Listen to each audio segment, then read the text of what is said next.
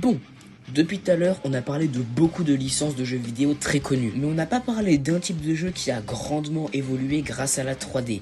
Bien évidemment, je parle des jeux d'animé. Et quand ces derniers étaient en 2D, c'était pas ouf. Le gameplay était tout sauf original, les graphismes étaient parfois moches, et la sensation d'être dans un animé était absolument pas présente. Des fois, les attaques spéciales faisaient tout sauf respecter l'animé. Après, attention, il y avait certains jeux d'animé en 2D qui sont vraiment pas mal. Et même encore aujourd'hui, il y a des jeux d'animé qui sortent et qui sont excellents. Donc, comme vous vous en doutez bien, lorsque la 3D est arrivée, elle a sauvé les jeux d'animé. La 3D, elle a ajouté beaucoup de choses. Déjà, s'ils étaient bien réussis, les graphismes étaient magnifiques et en plus fidèles à l'animé. En plus des excellents graphismes, certains jeux d'animé avaient un excellent mode histoire. On peut citer par exemple les Naruto Storm. Par contre, Sparking Zero, tu vas te faire foutre.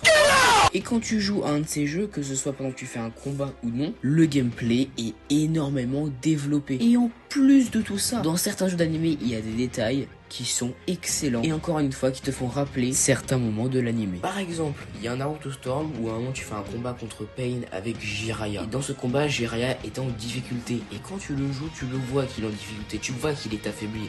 Et ça, c'est un coup de génie. Ou encore dans Sparking Zero, quand tu fais un Beam Clash, c'est-à-dire quand deux attaques spéciales s'entrechoquent, il y a des moments où là, une faille temporelle peut s'ouvrir comme le film DBS Broly. Malheureusement, si la 3D a permis beaucoup de choses pour les jeux d'animé, elle a aussi beaucoup de défauts parfois. Des fois, si la 3D est mal réussie en termes de graphisme, les jeux peuvent être très moches et ça peut gâcher l'expérience. Mais le plus gros problème de tous les jeux d'animé 3D, c'est qu'il y a beaucoup trop de doublons. Après, il y a quand même beaucoup de jeux d'animé qui ont quand même un gameplay très originaux et qui peut se différencier des autres. Je pense notamment à Dragon Ball Budokai ou encore à des jeux qui sont pas forcément des jeux de combat comme par exemple Inazuma Eleven, Victory Road. Mais en termes de doublons, il y en a quand même beaucoup. Comme doublons par exemple, on a les deux Inokami Chronicles. Ce sont deux jeux Demon Slayer, ce sont les seuls jeux Demon Slayer.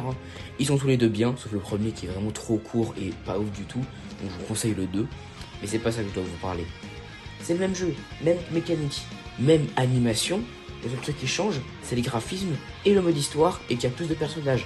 Sinon, c'est le même jeu. Bref, les jeux d'animation en 3D, c'est parfois très cool, parfois excellent, mais il y a beaucoup de doublons et on espère que ça va s'améliorer avec le temps.